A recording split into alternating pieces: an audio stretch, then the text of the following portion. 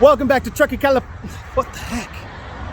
Hey, what's going on? Welcome back to Trucking California with Velox 18. Hey, welcome back to Trucking California with Velox 18. We are back in the truck. We are back in the saddle again. We're back. Yeah.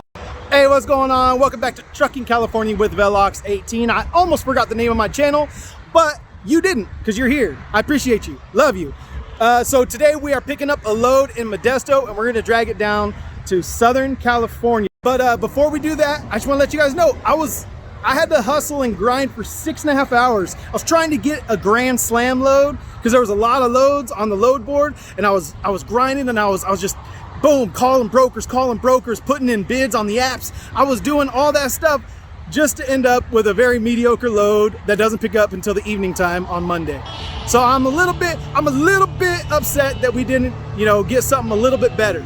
But it's okay, because hey, I think whoever Titan is, they were just honking. And if you were honking at me, bro, I love you and I appreciate you. If you were honking at the Domino's driver next to you, I'm sorry, whatever he did to offend you, we'll chase him down next time I'm on the road, all right? But all right, before we can get to anything else, we gotta roll the music. Let's go!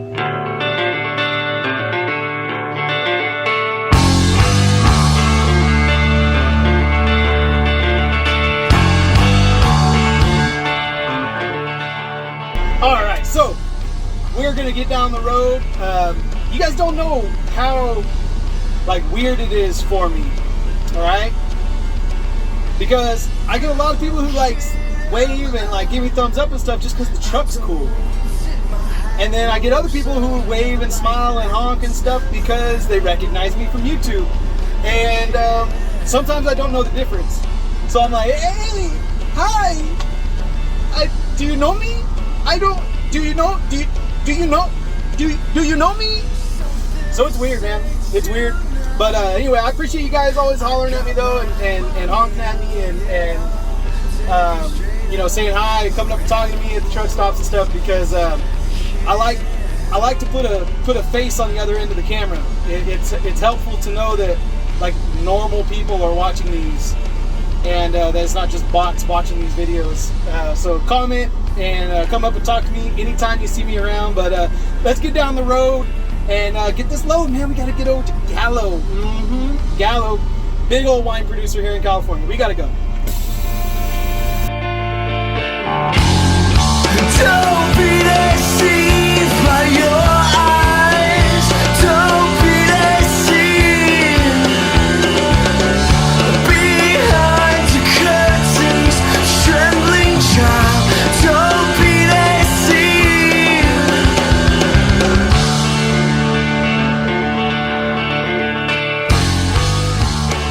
All right, so we made it over here to our pickup, and this is actually my old stomping grounds.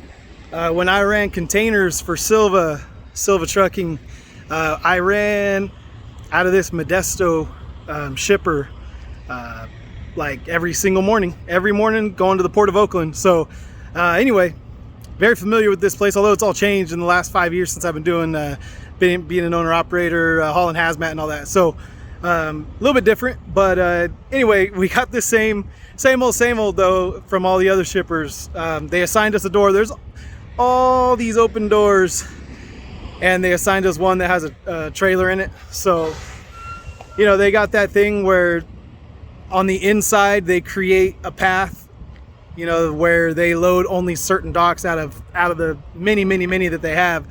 They like to use the same docks over and over and over again. So we got to wait for the yard switcher to come and pull those trailers out, and there's 2 other trucks waiting out here too. So I went in and talked to him. She said, hey man, just want to make sure I'm at the right door. And he said, yeah, there's a task already input into the guy's computer thing to come and pull that for you so you can back in. And I was like, all right, cool. I said, hey, there's a guy waiting for door 16 too, so maybe see if you can add him up the list too of the tasks on the priority list. So anyway, looks like he might actually be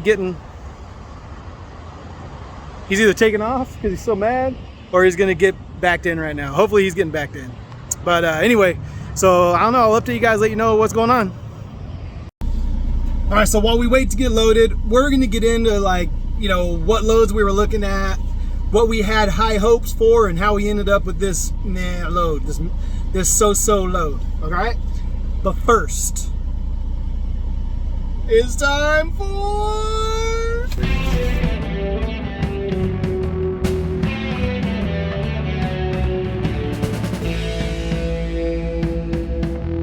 El Gordo Velax. El Gordo Vela.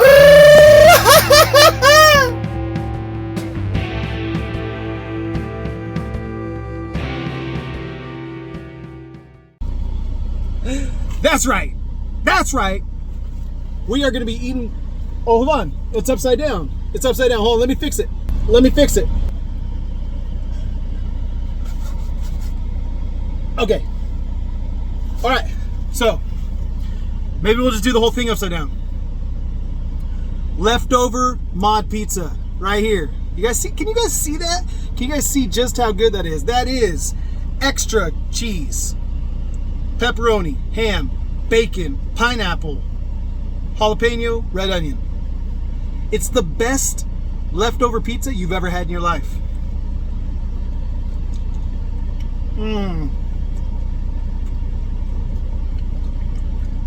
Yep.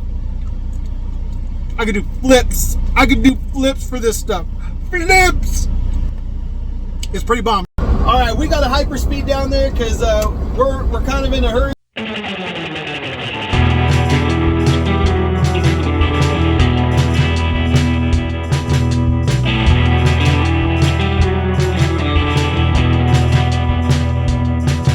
While we were in hyperspeed, I just kept blathering on and on about sliding the fifth wheel and how heavy the load was and blah, blah, blah, blah, blah, blah, blah.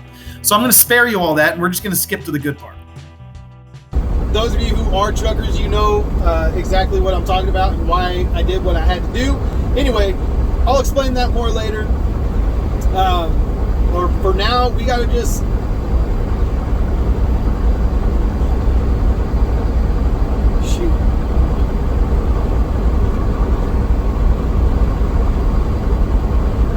better call on that.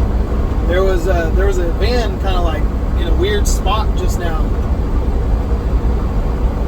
I hate how long it takes me when I'm going 55 miles an hour when I see something and then I like interpret it, and by the time I realize what I think I just saw, I'm like so far away from being able to pull over. Like it just, I don't think you know, I'm any help, and the shoulder is not big enough for me to like back up on the shoulder or anything like that. I'd cause another accident. But it looked like there was some of the fencing might have been taken out. I don't know. There's a van parked oddly, like on the frontage road, kind of like across the road. And anyway, so sorry, I got a little distracted. I'm gonna call CHP though. Hold on. All right.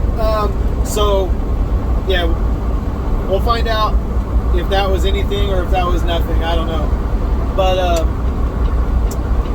anyway, so what I was saying is we had to get out of there pretty quick. We had to hustle, and we had to slide our fifth wheel. Is that what I was... Anyway, so we haven't gotten a chance to really talk about the process of how I got this load. I wanted to talk about that. That's kind of... it was kind of a long day on the load boards. Rough road. It was a long day on the load boards, and so I kind of wanted to just talk through that with you guys and explain how I ended up with this load. So you know what?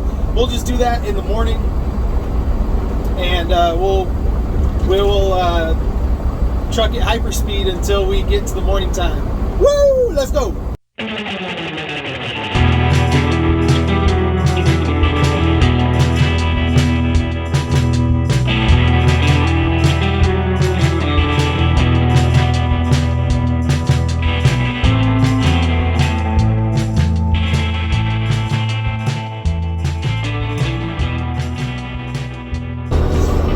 Good morning. So we hyper speeded like crazy, but we pulled over and we slept. So now we're climbing up the grapevine, and I checked the CHP incident report website. There was a single car non-injury thought I saw when I called it in. So it popped up on there a little while after. It probably took like an hour. So I don't know. They weren't in a rush, but it was a non-injury. So maybe a drunk driver. Oh, this is so rough. So who knows? Who knows? But glad to hear there was no injuries. And anyway, we're gonna get over here and make this delivery this morning. Then we're gonna talk.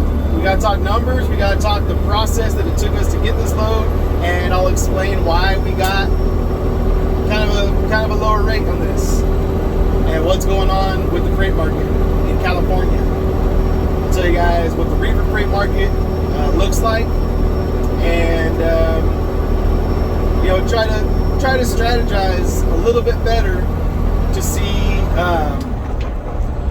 if we can maximize our profits during this time of good rates. So anyway, let's get down here and make this delivery.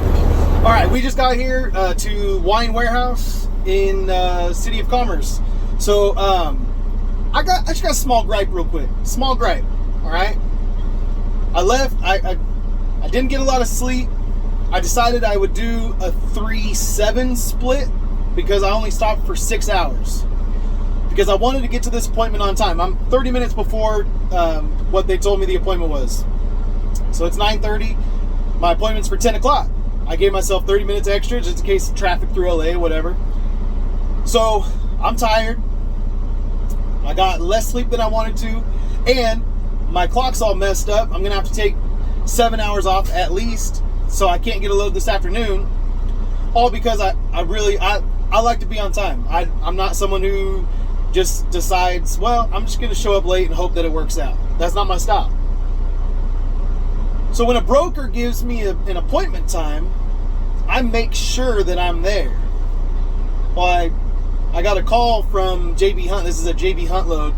They said, okay, and you're good for your 11 o'clock appointment? I said, yeah, I guess so. Everything I have says 10 o'clock, so I'll be there about an hour and a half early, I guess. And it just really chaps my hide. Because I get here, now it's packed over here, because I'm way early for my appointment. It's a tiny little shipper, and they're trying to see about what they're trying to put trucks in docks and stuff, and I'm just sitting here like on a red curb in their parking lot, so it's not like I'm on the road or anything, but still, it's like, just tell me what time I need to be here, and I'll be here. Don't use your broker hacks to make sure the trucks are on time, because professional truck drivers who take their business seriously are going to be there on time. Like that. Like, just tell me what time. I'm a carrier. I'm not some like driver picking my nose at a truck stop deciding whether or not I want to get up or not. Like, this is my business. This is my legacy I want to leave to my children. I'm going to make sure I'm here on time. So when you give me a fake appointment time to make sure that I'm there on time, and I get there a half hour early before your fake time, kind of just messes everything up. And now I'm over here, getting messed up. So, all right, we'll see what happens. All right, so we are here to unload, and we were at the facility at the location they gave us, and then they gave us a map, which I don't have the map anymore, I threw it away, but they actually sent us down the road to a different warehouse. So now we're over here, and it's really tight, so they're just doing one truck at a time. So we're kind of like lined up off to the side, and then we're gonna get in here and get offloaded. So we're next. This guy just backed into the dock, and then we'll be next. So I got a little bit of time to talk to you guys about what happened on this load. So what happened on this load? I started out at 6:30 in the morning. I had the lead on like an emergency load, so I was kind of like trying to see what would happen with that. There was some car parts that need to move from Southern California back up to Northern California, so I was kind of like waiting on a call for that. But in the meantime, you never like, if until it's like signed, sealed, and delivered, you're always looking for another load. So I was looking for loads. I was bidding on loads going to Vegas because they seem to be paying pretty good. I had one for Coyote. I was trying to get 2,500 out of them. First I was trying to get 2,700, then I was trying to get 2,500, and then I just left it at 2,500. I didn't want to go to Vegas for cheap, and they only wanted to give 1,900. But it was Sunday night, and it was kind of like one of those things where it was like an auto reply type of a like their algorithm said 1,900, and so I needed someone in the morning to come in and give the load. Give the okay to pay higher on the load. So I wasn't going to lower my bid until the morning time. Well, I woke up at 6:30 in the morning, tried to see if that load, if they had responded to me yet, and that load had been taken. So I guarantee you someone took it for like $24.50 or $23.50. Someone got paid pretty decent to go to Vegas. It's like a 500 and something mile run. But you got to deadhead out of Vegas. There's almost nothing in Vegas, so it ends up being 700 something miles. So you got to get a decent rate to go there. So I was looking to try and get that. I wanted to get something over $2,000. So then I just started calling on loads. 2,000, all these loads on the load board. But the thing is that most of them are for the next day. So what I kind of wanted to I guess share with you guys, and maybe I should do it on the computer just to show you, but a lot of times, at least with reefer freight in California, and I don't know if it's the same everywhere, and I don't know if it's the same with all the different freight types, but there's good rates if you book early, and sometimes the loads that are left at the last minute, you'd think that they would be wanting to put lots of money on them. But typically, if they really need to move something, they book it a day in advance with money on it. They don't just let it go, up until the last minute if they can help it. Now, every once in a while, you'll get something where a truck falls off, and that's what I was waiting on Monday morning. Was a truck had fallen off a load, and so I had a lead on maybe going and getting a load of car parts. But nevertheless, that's when you get good rates, is when a truck falls off. But otherwise, if you want good rates, you've got to book in advance, at least in my experience. So you got to book in advance, and you've got to be willing to book a day out, 2 days out, because when they really want to move something and they want to secure that truck for that day, they're going to put money on it. Sometimes the loads that are left over are the ones where they say, we can move it or we can't. It doesn't matter. Like, just move it. Whenever someone will pay what we want to pay, that's when we'll move it. And so waiting till the last minute doesn't necessarily mean you're going to get better rates. It just means that you're dealing with freight that maybe no one else wanted. And maybe the shippers are just willing to let sit until they really need it moved. And when they really need it moved, they'll probably book a truck a day or two in advance. That's just been my experience. So I think that's what happened. So we were trying to get a home run load. We were trying to hit a grand slam, trying to do all the things, and we ended up with just a mediocre load, a wine load, heavy wine, 44,000 pounds, from Modesto, California, down here to City of Commerce. And so it's 350 miles from my yard to pick up the load to bring it down here. So not too bad on the mileage, and we got 1,500 on the rate. Now we don't have to run the reefer, so that's good. And so ended up with a rate per mile of $4.28 per mile. Like I said, I would have liked to have either I would have liked more revenue on this run. Either do more miles at that same rate per mile, or get a load that just knocked it out of the park. But we're having a hard time booking. You need to book in advance, and I didn't. I was looking over the weekend, and I was bidding on stuff, but I was trying to bid too high, and we got this truck show coming up this weekend, and so my mind is like trying to figure out how to strategically get, I was already looking at loads for like Wednesday and Thursday, so I'm trying to build loads that will get me where I want to be on Wednesday and Thursday, so I can get up to Red Bluff, which is near Redding. So anyway, that's kind of how this load went down, and that's what we're gonna do. So we're gonna get docked. hopefully within the next hour, get this thing offloaded, and then we gotta find the next load. So I'll sign off after we pull into this dock, because it's gonna be an exciting dock to get into. It's gonna be really exciting. I might even set up the camera. I don't know. We'll see. We'll see. All right. So I didn't get it on camera. I'm sorry. It was actually because I was on the phone with my wife. I'm with Jessica, and I couldn't. I didn't even realize that this guy was pulling out, and I was like, oh shoot, I gotta go open my doors and gotta get. There's a guy waiting for behind me. So, but you can see that there's not a lot of room.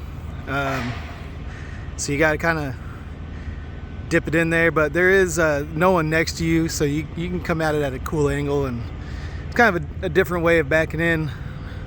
But no one next to you, it's not nerve-wracking at all. It's just a matter of trying to get that angle right, so you can bump the dock and be able to have it lined up, even though the truck's not lined up, the trailer's lined up. So anyway, we'll get it unloaded, we'll get the heck out of here, try and find another load. All right, so that's it this time. We got to get on the load boards and find another load before they all get taken. So love you guys. Peace out. See you guys on the next load. Welcome back to Trucking California with Velox 18. We are back in the truck today, man. We're where we belong. We're gonna get in that driver's seat. We're gonna stare out that windshield like we were born to do. We're trucking around the Golden State, hauling freight all around the Golden State. We like to rhyme just in time. We're gonna get down the road tonight. Let's roll.